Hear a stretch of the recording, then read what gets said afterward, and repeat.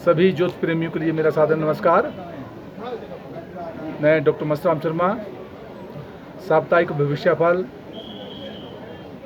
19 से 25 सितंबर 2022। द्वादश भाव में ग्रहों का प्रभाव। मेष राशि पर राहु यथावत बने रहेंगे। वृष राशि पर मंगल। मिथुन राशि पर चंद्रमा। यही चंद्रमा 20 तारीख को कर्क राशि में 2:23 पर प्रवेश कर जाएगा। उपरांत 22 तारीख को ये सिंह राशि में रात्रि 2:03 पर प्रवेश करेगा और उसके उपरांत 25 तारीख को कन्या राशि में प्रातः 11:21 पर चंद्रमा प्रवेश करेगा। 24 तारीख को शुक्र कन्या राशि में जाएगा।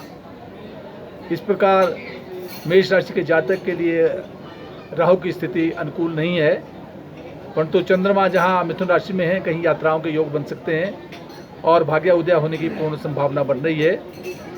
धन का आगमन होगा और मान और सम्मान प्रतिष्ठा बनी रहेगी। वृष राशि का जातक और उसका स्वामी ग्रह शुक्र ग्रह की स्थिति अपने से चतुर्थ भाव में, जो जमीन जायदाद और प्रॉपर्टी के घर में है, परंतु शत्रु पक्ष में होने के कारण जो है कदापि लेन देन में, भूमि के लेन देन में बाधा आ सकती है। उससे विशेष रूप से सावधानी रखनी होगी। परंतु राशि पर मंगल का होना दाम्पत्य जीवन को परिपूर्ण दृष्टि से देख रहा है, जिसके कारण जो है व्यापार में विशेष सफलता के योग मिलेंगे और पारिवारिक संबंधों में बढ़ोतरी होगी, भाग्य उदय होगा। मिथुन राशि का जातक और उसका स्वामी ग्रह बुध ग्रह जहाँ तुला राशि में विराजमान है और जो अपने से पंचम भाव में बौद्धिक विकास दे रहा है। संतान पक्ष से मान और सम्मान और प्रतिष्ठा बनी रहेगी, परंतु केतु के होने के कारण कदापि आक्रोश पर जो है विशेष ध्यान देना होगा। वहाँ दाम्पत्य जीवन का स्वामी गुरु ग्रह जो अपने से दसम भाव में है, इसलिए नौकरी के क्षेत्र में विशेष सफलता के योग दे रहा है। कहीं स्थानांतरण इत्यादि का योग बनने की पूर्ण संभावना बनती है और जहां वही दाम्पत्य जीवन का स्वामी दसम भाव में होते हुए पारिवारिक पक्ष से और व्यापार के पक्ष से भी विशेष सफलता प्रदान कर रहा है। चंद्रमा की स्थिति उपरांत जब द्वितीय भाव में हो जाएगी तो चंद्रमा कहीं से आमदनी के साधनों में विशेष बढ़ोतरी करवाएगा और जब ये सिंह राशि में प्रवेश कर जाएगा तो यात्राओं के योग बनेंगे और जब कन्या में प्रवेश करेगा तो वाद और विवाद से बचना होगा। कर्क राशि का जातक और उसका स्वामी ग्रह चंद्रमा अपने से द्वादश भाव में है, कहीं शरीर पर व्याय करवाने की भी संभावना करवाता है। व्यर्थ की दौड़ धूप रहेगी और दाम्पत्य जीवन का स्वामी शनि स्वगृह होते हुए अपने स्थान में विराजमान है, परंतु बकरी होने के कारण जो है व्यापार के क्षेत्र में और पारिवारिक के क्षेत्र में कुछ उलझने आ सकती है, उनसे सावधानी रखनी होगी। जहां चंद्रमा कर्क से जब ये सिंह राशि में प्रवेश कर जाएगा तो धन का आगमन होगा और जब कन्या राशि में प्रवेश करेगा तो इसी सप्ताह जो है कहीं यात्राओं के योग बन सकते हैं, जिससे मान और सम्मान प्रतिष्ठा बढ़ेगी।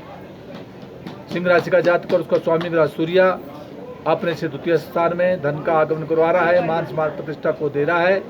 वहाँ पर जहाँ तृतीय स्थान में बुध विराजमान है, कहीं बाह्य स्थान से मान सम्मान प्रतिष्ठा बनने की संभावना बनती है और अर्थ का लाभ होगा। वहाँ दाम्पत्य जीवन का स्वामी शनि ग्रह अपने से षष्ठ स्थान में पत्नी संबंधी रोग को प्रदान कर रहा है और साथ जो है व्यापार में कुछ उलझने पैदा कर रहा है। इसलिए शनि मंत्र का जाप ओम प्राम प्रेम प्रोम शनि नमः करते रहें तो सदैव हितकर रहेगा। कन्या राशि का जातक और उसका स्वामी ग्रह बुध ग्रह अपने से द्वितीय भाव में है, जो धन का आगमन करवा रहा है, परंतु बकरी होने की स्थिति में कदापि अपने शारीरिक स्वास्थ्य का विशेष ध्यान रखना होगा।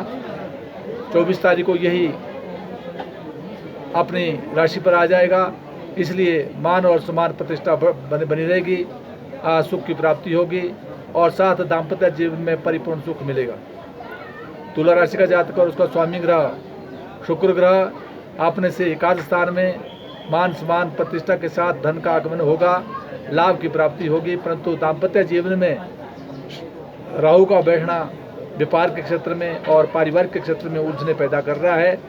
जहां चंद्रमा अपने से भाग्य स्थान में भाग्य उदय करवा रहा है, उपरांत नौकरी में विशेष सफलता के योग प्रदान करवाएगा। वृश्चिक राशि का जातक और उसका स्वामी ग्रह मंगल ग्रह का स्थान अपने से सप्तम भाव में दाम्पत्य जीवन में है, जो व्यापार के क्षेत्र में और साथ राशि को देख रहा है, इसलिए मान सम्मान प्रतिष्ठा बनी रहेगी। कदापि वृश्चिक राशि के जातक के लिए षष्ठ स्थान में जहाँ शत्रु पक्ष पर विशेष रूप से प्रभाव बना रहता है, वहाँ रोग इत्यादि से बचना होगा। कहीं राहु मंत्र का जाप करवाते रहें। शनिवार के दिन काले कुत्ते को रोटी देना सदैव हितकर होगा।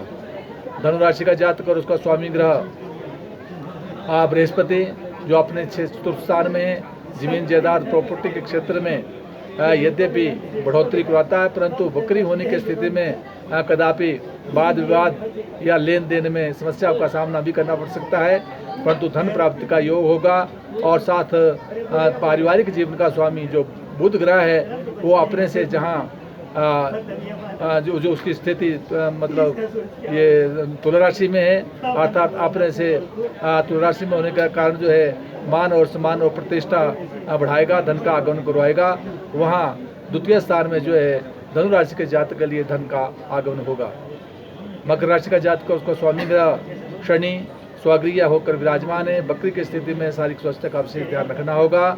वहाँ दाम्पत्य जीवन का स्वामी चंद्रमा, जो अभी वर्तमान में अपने से षष्ठ स्थान में है, इसलिए शत्रु पक्ष और रोग इत्यादि से बचना होगा। और उपरांत यही चंद्रमा जब सप्तम स्थान में आ जाएगा तो पारिवारिक सुख और व्यापार में विशेष लाभ की प्राप्ति करवाता है। और जब ये सिंह राशि में 22 तारीख को प्रवेश कर जाएगा तो कहीं चोट इत्यादि से बचना होगा। कुंभ राशि का जातक और उसका स्वामी ग्रह शनि, यद्यपि शनि अपने से द्वादश भाव में स्वगृह होकर विराजमान है, परंतु बकरी की स्थिति में शारीरिक स्वास्थ्य पर कुछ व्यय करवाता है, विशेष ध्यान देते हुए। वहाँ दाम्पत्य जीवन का स्वामी सूर्य, वो वर्तमान में अपने से जहाँ अष्टम स्थान में है, इसलिए दाम्पत्य जीवन में और व्यापार के क्षेत्र में उलझने आ सकती है। सूर्य मंत्र का जाप करते रहें और साथ जो है जहाँ अपने से नवम भाव में केतु और बुध का योग बना है, धर्म और कर्म में विशेष रुचि बढ़ेगी। मीन राशि का जातक और उसका स्वामी ग्रह बृहस्पति स्वगृह होकर विराजमान है, मान सम्मान और प्रतिष्ठा दे रहा है। वहाँ बुध की स्थिति अपने से जहाँ अभी वर्तमान में अष्टम भाव में है और बुध केतु के साथ भी है, इसलिए कदापि कहीं गुप्तांग में कोई विशेष रोग होने की संभावना बनती है। उपरांत यही बुध दाम्पत्य जीवन में सप्तम स्थान में आ जाएगा, जो सूर्य के साथ योग बनाएगा, बुध आदित्य योग हो जाएगा। उस स्थिति में व्यापार के क्षेत्र में और पारिवारिक के क्षेत्र में विशेष सप्ताह के योग बनेंगे। इस सप्ताह ये पितृपक्ष चला है और पितृपक्ष में अपने पितरों को स्मरण करना, उनका श्राद्ध करना, वह सारी मनोकामना को पूर्ण करेगा। जय हिमाचल, जय भारत।